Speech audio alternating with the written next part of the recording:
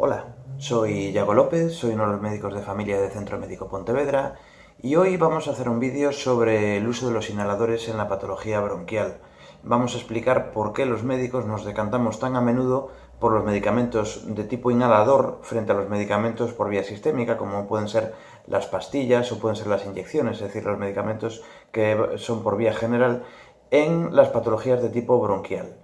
Y la respuesta rápida a esta pregunta es porque buscamos maximizar los efectos locales, es decir, maximizar el efecto beneficioso sobre el bronquio y minimizar los efectos secundarios que sufre el paciente a nivel corporal. Los que hayáis visto el vídeo sobre por qué existen los efectos secundarios de los fármacos, o los que hayáis visto el vídeo que habíamos hecho sobre en concreto los efectos secundarios de los corticosteroides, recordaréis que habíamos dicho que uno de los grandes problemas que tienen los fármacos en general es que muchas veces no van únicamente al órgano que queremos tratar, sino que hacen efecto en todo el organismo. Como la esencia de la acción de los medicamentos suele ser una sustancia química, que es el medicamento, que se une a otra sustancia que tenemos en el cuerpo, que es el receptor del medicamento, muchas veces existe una copia de ese receptor en muchos órganos distintos de nuestro cuerpo, con lo cual, además de hacer el efecto beneficioso que buscamos, causamos efectos que muchas veces no son deseados en muchos otros órganos. Y por eso la forma más lógica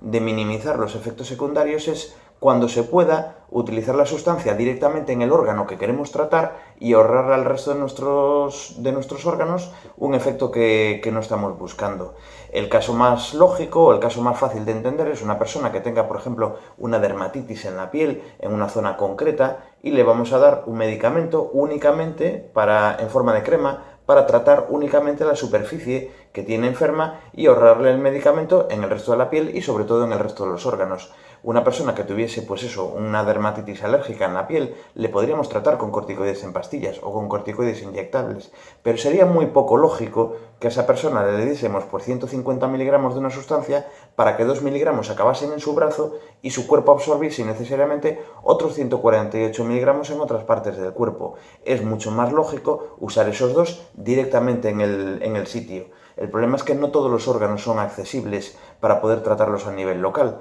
pero en el caso del bronquio, por suerte, sí podemos hacerlo, y es mediante la vía inhalada, haciendo que las moléculas lleguen directamente a la mucosa bronquial, evitando que tengan que llegar a través de la sangre y que se distribuyan al mismo tiempo por el resto del cuerpo. Y de hecho, los tres tipos de medicamentos que con más frecuencia utilizamos tanto en el asma como en la EPOC, que son las dos principales patologías bronquiales, que son, por un lado, los beta-agonistas, que son medicamentos que imitan a la adrenalina, que producen fuertes efectos secundarios a nivel corporal, básicamente taquicardia y temblor muscular. También los anticolinérgicos, que suelen producir por vía sistémica una importante sequedad de boca, trastornos gastrointestinales e incluso pueden producir arritmias cardíacas. Y en tercer lugar, los corticoides, que bueno, es algo que ya hemos explicado en el vídeo que habíamos hecho sobre ellos. Son efectos secundarios corporales bastante importantes y sin embargo suelen ser efectos secundarios despreciables cuando recurrimos a la vía inhalada. De ahí que los utilicemos preferentemente por esta vía.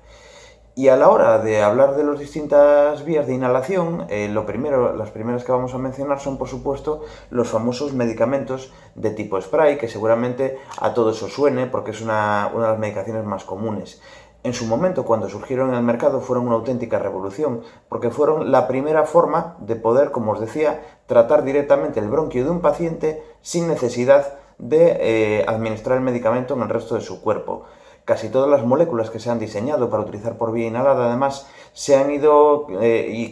con el paso de los años cada vez se ha ido perfeccionando más, se buscan moléculas que además sean muy difíciles de absorber por vía sanguínea, es decir, que el medicamento se pegue únicamente a las células bronquiales y que la capacidad de que el bronquio absorba el medicamento por vía inhalada sea mínimo. Y como os decía, este tipo de fármacos, su funcionamiento es muy sencillo. Básicamente consiste en un cartucho con medicamento en formato líquido y con un spray, con un gas propelente. Y cuando lo pulsamos produce una dispersión del medicamento.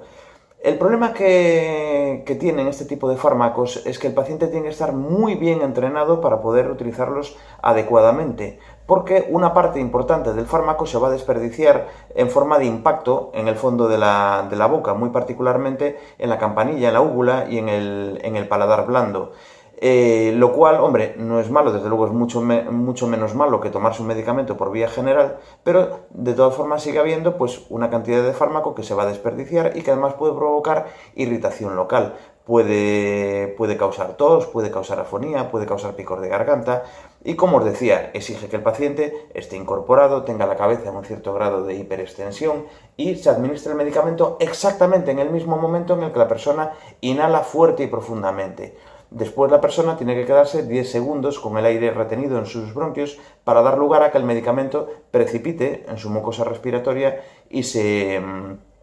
deposita adecuadamente. Hay un montón de vídeos que podéis encontrar en internet de cómo se utiliza adecuadamente. Entonces, como os digo, estos medicamentos tienen la ventaja de que son muy fáciles de transportar, suelen ser la forma de administración más económica que existe, pero tiene ese problema de que requiere muy buen entrenamiento y esto los deja casi contraindicados en los pacientes o bien muy jóvenes o muy ancianos. Muchas veces el paciente anciano que no tiene entrenamiento previo le cuesta coordinarse y en niños pequeñitos pues no podemos contar en primer lugar con que colaboren y mucho menos que lo hagan con esa perfección y con la fuerza suficiente para inhalarlos correctamente. Lo cual nos lleva a la segunda vía de inhalación, que en realidad va combinada con esta, que son las cámaras de dispersión. Existen un montón de ellas, cada una de un laboratorio. Existen, pues, por ejemplo, cámaras como esta, que se suelen utilizar con más frecuencia para adultos. Existen cámaras de este tipo, que se utilizan con más frecuencia para bebés, que llevan una mascarilla acoplada para que el niño, aunque no colabore, que al introducirle esto en la cara, pues el niño pues lo respire con normalidad. Y todos ellos se pueden acoplar a un spray. Aquí el único problema es que hay un auténtico cacao de marcas, tanto de cámaras como de spray. Muchas veces un spray solamente se adapta a la cámara de esa misma marca y eso va a ser problema del médico, porque a vosotros el médico os lo debería recetar adecuadamente, cada inhalador con la cámara que corresponda. Pero el caso es que esto ya no implica esa perfección, aunque lo ideal también es hacerlo con la persona incorporada y un cierto grado de extensión. Este tipo de fármacos tiene la gran ventaja de que no hace falta coordinar la pulsación del fármaco con la inhalación. Basta con acoplar la cámara al spray y comprobaréis que cuando lo hace, si os fijáis, yo creo que se puede ver en la cámara, se va a ver que el gas se vaporiza dentro de la cámara y esto permite que el paciente después con calma pueda inhalar ya el fármaco disuelto en el aire que inspira, y después debemos inspirar el aire al menos 5 veces el aire que hay dentro de la cámara. Y con eso lo que haremos será pues maximizar el efecto bronquial, es decir, la cantidad de medicamento que voy a impactar innecesariamente en la boca va a ser muy inferior a la que ocurre cuando aplicamos el spray directamente en la boca. ¿Qué desventaja nos aporta esto? Pues lo estáis viendo, son aparatosos, aunque muchos de estos se pueden desmontar para que ocupen menos y sean más fáciles de transportar, siguen siendo aparatos que evidentemente no es práctico llevarlos con nosotros encima. Pero para los medicamentos que tenemos que utilizar en pauta fija en casa, pues un corticoide, por ejemplo, que tengamos pautado para tomar a la mañana y a la noche, pues lo podemos guardar en algún punto de nuestro dormitorio sin que tenga más problema. De vez en cuando hay que limpiarlo, normalmente con agua tibia, y si acaso con un jabón suavecito suele bastar para mantenerla limpia y no tiene mucha más complicación. Esto, como os digo, va a ser siempre preferible a la aplicación del spray directamente sobre la boca, porque conseguimos mucho más efecto local y mucho más efecto local bronquial, quiero decir, y mucho menos efecto en la boca. Con lo cual, además, es que aprovechamos más cada dosis de medicamento que utilicemos. Y después también existen los medicamentos en polvo seco, muchos de los cuales es posible que os suenen, como por ejemplo este tipo de dispositivos de polvo seco, este tipo de dispositivos que también son muy populares, pero existen un montón, prácticamente cada marca tiene su propio dispositivo de inhalación, o este por ejemplo. Son productos que lo que tienen es que no requieren la coordinación del paciente con la pulsación y la inspiración, porque en cada uno de ellos, con su maniobra de carga, por ejemplo en este es girar hacia un lado y girar hacia el otro hasta escuchar clac,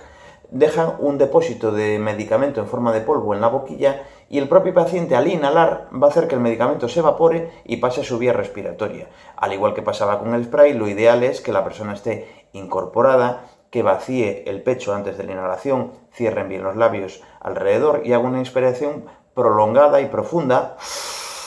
y con una cierta intensidad aguantar el aire en el pecho durante unos 10 segundos para permitir que el medicamento se deposite y finalmente exhalar. La ventaja que tienen estos fármacos, como os decía, es que no requiere tanto entrenamiento como utilizar correctamente un spray. No producen una dispersión tan buena como la cámara, pero evidentemente son mucho más pequeños que una cámara, y para un paciente que necesita administrarse este medicamento pues en la calle o desde luego fuera de su domicilio varias veces al día, puede ser una forma muy práctica de utilizar cualquiera de ellos. Yo,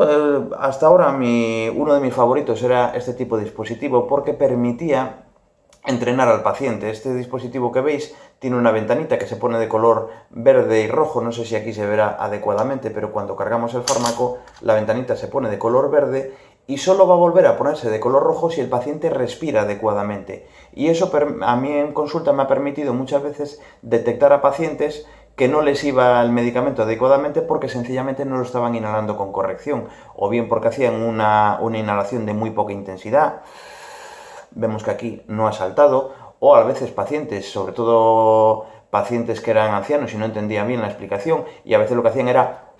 soplar, lo cual evidentemente tampoco hace que el medicamento se disperse, y sin embargo, si la persona hacía una correcta inhalación, sonaba un clac y la ventanita se volvía a poner roja. Desgraciadamente este fármaco,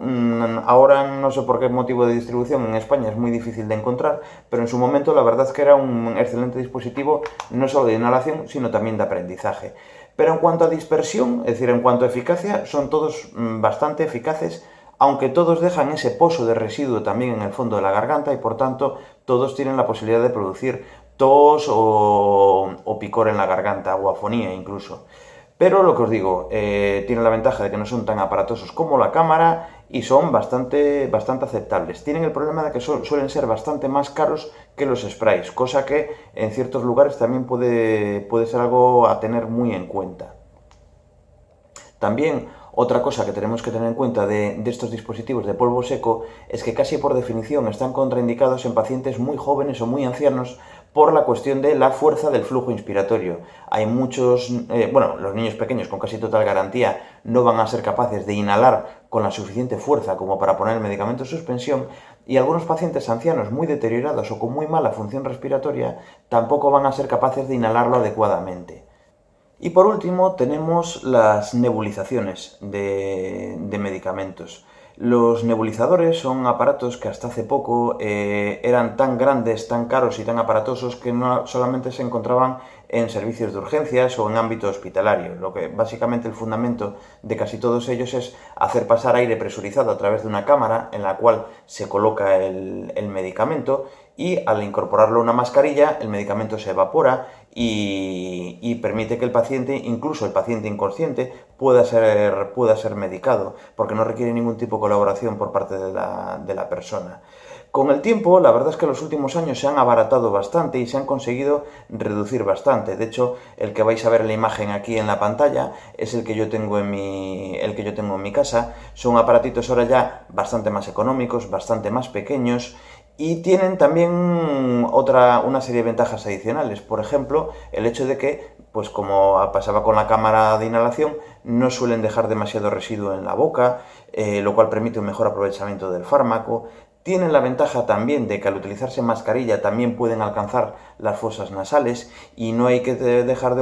olvidar que un porcentaje muy alto de los asmáticos tienen una rinitis asociada a su asma, que normalmente cuando la tratamos también mejoramos el asma bronquial del paciente. Entonces permite medicar simultáneamente la fosa nasal y el bronquio, que en algunos casos puede ser, como digo, muy conveniente. Y también tiene una ventaja muy importante, y es que nos permite nebulizar uno de los fármacos más útiles e inofensivos que existen, que es el simple agua. Los que hayáis visto el vídeo de la bronquitis, recordaréis que os comentaba que prácticamente todos nosotros hemos comprobado alguna vez en nuestra vida que cuando salimos de la ducha es uno de los momentos del día en que mejor expectoramos, y es porque el inhalar vapor de agua crea un film, unas gotitas de agua que se combinan con nuestro propio moco bronquial y nos permiten expectorar con mucha más facilidad. Y evidentemente inhalar agua pues no requiere ningún tipo de prescripción médica. Y en estos, pues algo tan sencillo como echar agua, o mejor todavía suero fisiológico, que suele ir un poquitín mejor en la cámara, permite hacer una nebulización. ¿Qué problema hay? Pues que evidentemente son más aparatosos que un simple spray. Son aparatos que tienen este tamaño aproximadamente y ocupan un cierto espacio en casa. Suele ser necesario conectarnos a la red eléctrica porque requieren evidentemente suministro eléctrico y suelen ser ruidosos. Pero como una inhalación de 5 centímetros cúbicos suele haber concluido al cabo de unos 10 o 15 minutos, pues tampoco es algo que resulte demasiado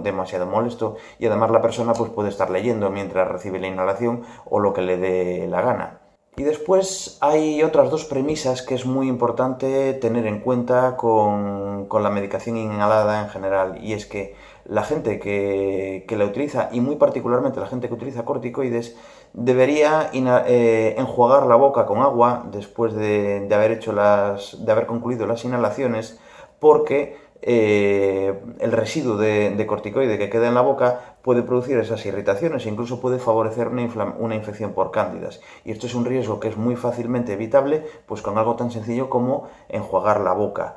También es importante, pues cuando hacemos inhalaciones, ya sea con spray o con cámara o con dispositivos de polvo seco, dejar pasar pues entre 30 y 60 segundos entre una inhalación y la siguiente para optimizar el efecto de cada una de las inhalaciones, en caso de que tenga que hacer varias consecutivas. Y en caso de tener que hacer varias consecutivas, existe un orden preferente para utilizarlas. Si un paciente va a utilizar un beta-agonista, un broncodilatador, lo ideal es que lo utilice antes que las demás inhalaciones. En caso de que haya un medicamento anticolinérgico, ese debería ser el segundo en utilizar. Y en tercer lugar, los demás, muy habitualmente por los corticoides. ¿Por qué motivo? Pues por una cosa muy lógica. Si el broncodilatador me va a dilatar la mucosa bronquial, va a permitir que los medicamentos que vayan después de él penetren con mucha más eficiencia dentro de mi bronquio y que por tanto me hagan mucho más efecto. Por eso normalmente el broncodilatador va a actuar como capacitador de los demás fármacos que vengan a continuación,